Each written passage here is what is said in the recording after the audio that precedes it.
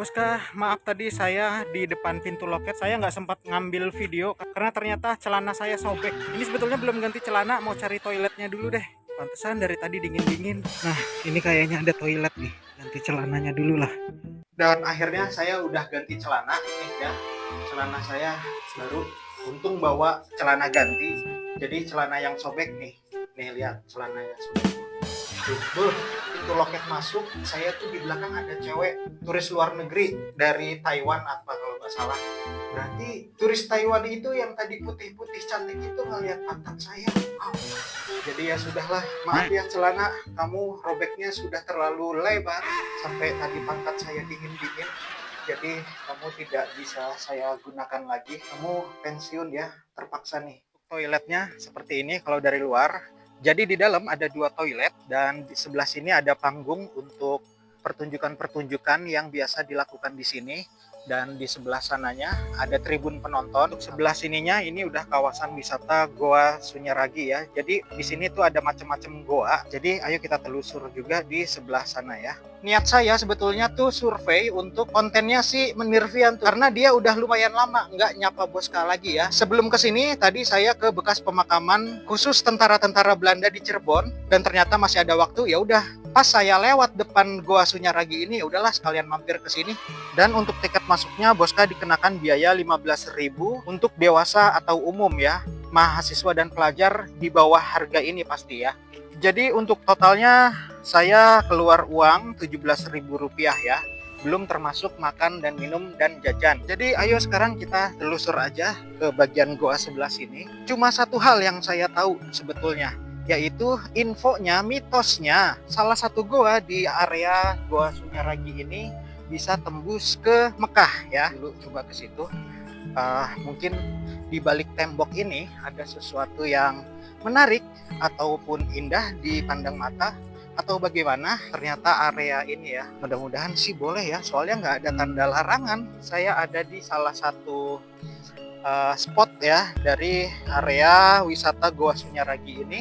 Di situ ada tangga seperti masuk ke dalam candi, tapi saya mau lihat ini seperti ada, ini sepertinya kalau saya salah mohon maaf, kayak tempat penampungan air bukan sih ya. Ya udahlah, kita langsung aja masuk ke area sini. Suhu udara di Cirebon pada saat ini sungguh panas luar biasa. Oke, sekarang kita lanjut lagi. Oke ya.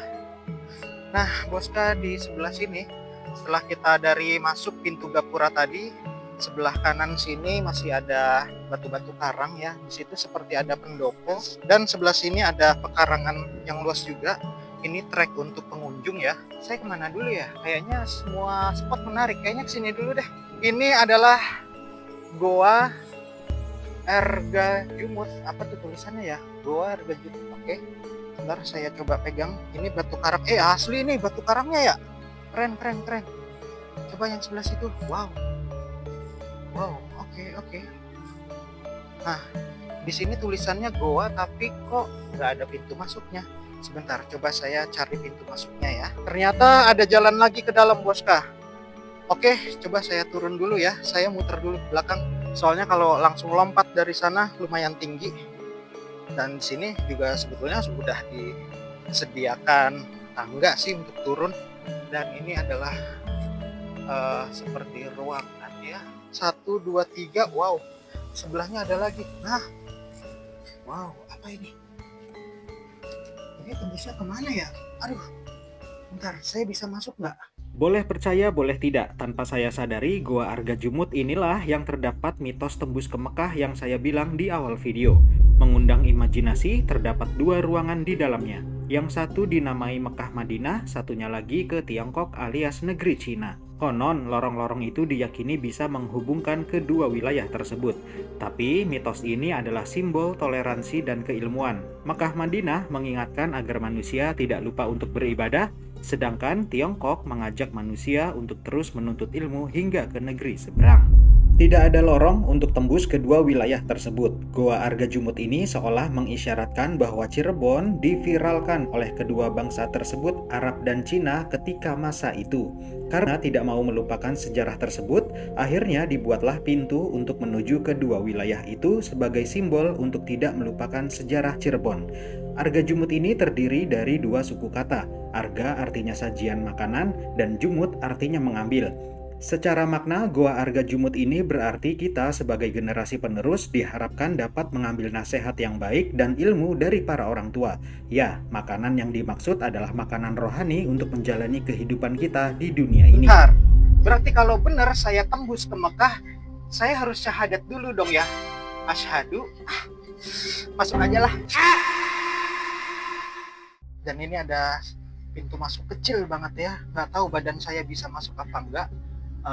Kalau nggak bisa masuk, kita ngintip aja kali ya. Oh jalan buntu kok, nggak sampai tembus ke Mekah tuh, tapi atasnya tinggi tuh kayaknya.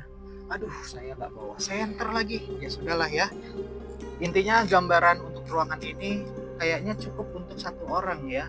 Orang-orang zaman dulu kan kayaknya badannya masih langsing-langsing, terus di atasnya situ lumayan tinggi. Sepenglihatan saya, ruangan ini tuh bisa untuk satu orang yang berdiri ya. Tadi kita dari sini, sekarang kita lanjut lagi ke area sebelahnya. Dan di sini ada semacam ruangan lagi. Ada satu akses masuk kecil dan ada ruangan kecil di dalamnya yang bisa untuk satu orang berdiri ya. Mungkin ini tempat pertapaan atau tempat semedi ya, atau tempat untuk mendekatkan diri kepada Tuhan. Saya mau lihat dulu ke sini. Sebelah sini nggak ada pintu akses keluar lagi, cuma ada ventilasi udara seperti ini ya. Dari sini kita bisa melihat area luar. Sekarang kita coba keluar lewat pintu yang ini tadi ya.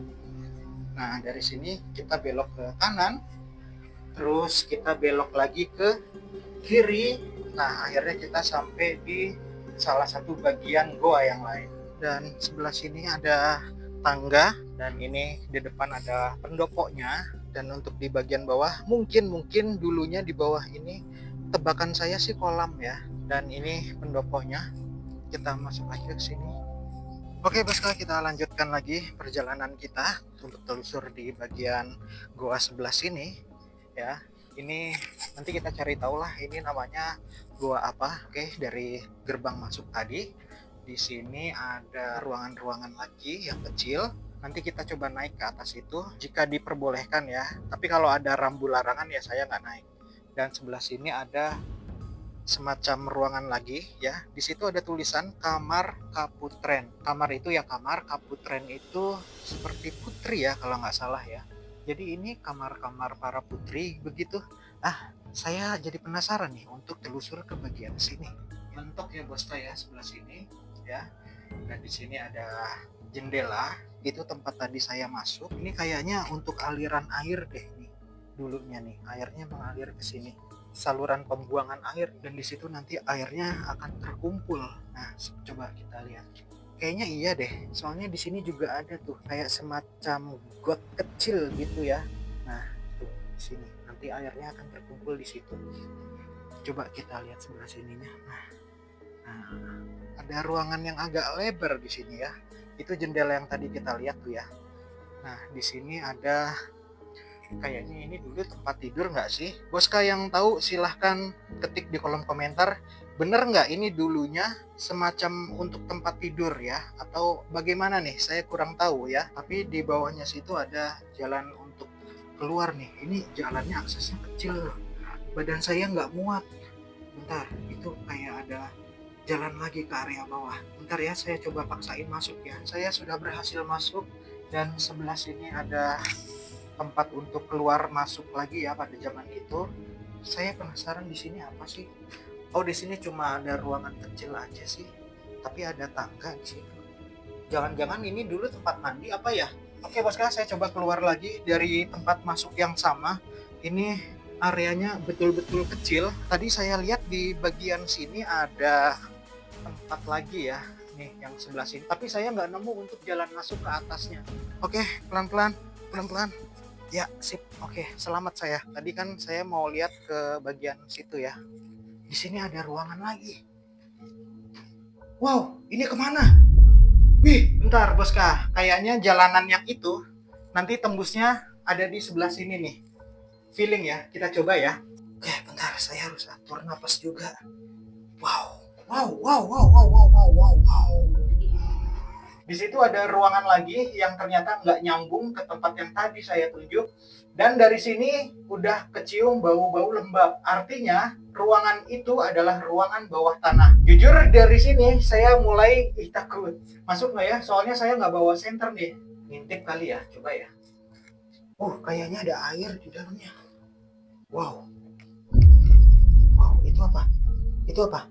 Bentar Boska, saya lepas dulu lensa. Boska, di sini ada pagar. Jangan-jangan ini sumur ya. Tuh, bentar. Duh, bau lembab banget di sini. Tapi badan saya nggak masuk. Sini. Coba. Wah, sumur bukan. Sumur bukan. Ada akses lagi nggak di situ ya? Bentar. Boska, kayaknya saya udah nggak bisa masuk nih badan saya. Jujur di ruangan ini saya puyeng banget tiba-tiba. Mungkin karena faktor cuaca ya. Kita lihat atasnya. Oke. Jadi saya mundur lagi Boska, saya mundur. Saya nggak mau paksain, oke ya? Saya mundur.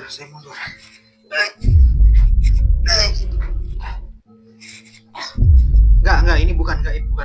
Mungkin emang karena kondisi badan saya yang nggak fit, karena emang semalam kurang tidur juga sih. Dari ruangan bawah tanah tadi, di sini ada tangga ya, untuk naik ke atas tuh.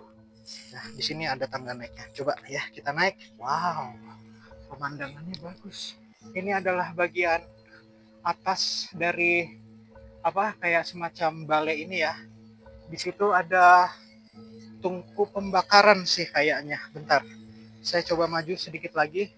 Tuh, kelihatan ya Boska, di situ kayaknya ada tungku untuk pembakaran. Kalau kita lihat di sini juga ada tuh untuk api-apinya tuh ya, yang pasti mengelilingi dari bangunan ini. Kalau kita lihat sebelah sini, di situ juga ada ya, entah untuk api atau untuk naruh air ya, untuk bersuci sebelum melakukan ritual doa atau semedi. Tapi kalau malam sih kayaknya feeling saya ini tuh untuk api, untuk penerangan. Silahkan Boska ketik di kolom komentar. Oke Boska, kayaknya saya harus turun lagi ya. Pastikan berat badan kalian itu proporsional ya. Mungkin kalau menirvian ke sini 20-30 langkah juga udah pingsan kali dia. Goa Sunyaragi adalah bukti bahwa leluhur kita tak pernah tunduk pada penjajahan. Dari tempat sunyi ini lahir keberanian, strategi, dan tekad untuk melawan penindasan. Pesannya tegas, cintai tanah air, jaga persatuan, dan jangan biarkan sejarah perjuangan ini terkubur dalam diam. Goa Sunyaragi ini dibangun sekitar tahun 1703 oleh Pangeran Kararangan Cicit Sunan Gunung Jati sebagai tempat meditasi, istirahat spiritual, hingga pelatihan dan persiapan prajurit Kesultanan Cirebon. Goa ini bukan goa alami, melainkan konstruksi batu karang dan bata merah yang artistik, dengan lorong gelap dan ruang seperti Goa Peteng, Goa Padang Ati, hingga Bangsal Jinem. Arsitekturnya pun unik, memadukan gaya Hindu, Islam, dan Tiongkok hingga Eropa, mencerminkan keragaman budaya Cirebon ketika itu. Ketika VOC berkuasa di Nusantara, Kesultanan Cirebon mulai kehilangan kedaulatannya tahun 1681 tepatnya. Saat Sultan Sepuh V bertahta, Goa Sunyaragi direnovasi menjadi markas perlawanan, tempat produksi senjata, pelatihan prajurit, dan bunker bawah tanah. Disinilah Sultan dan pasukannya merencanakan gerilya berani untuk melawan dominasi Belanda. VOC curiga terhadap aktivitas di dalam goa. Ketika mereka mengetahui fungsi strategisnya yang lebih dari sekedar tempat beristirahat, mereka melancarkan serangan. Komplek Goa Sunyaragi dihancurkan dan dijadikan puing. Sultan berhasil kabur melalui lorong rahasia dan mendirikan basis baru di Desa Matangaji. Kayaknya Boska wajib deh mampir ke Goa Sunyaragi ini kalau berkunjung ke Cirebon. Banyak banget ilmu sejarah dan budaya yang terkandung di lokasi bersejarah ini. Serius, nggak bohong. Sekian dulu video kali ini, sampai ketemu lagi di penelusuran berikutnya.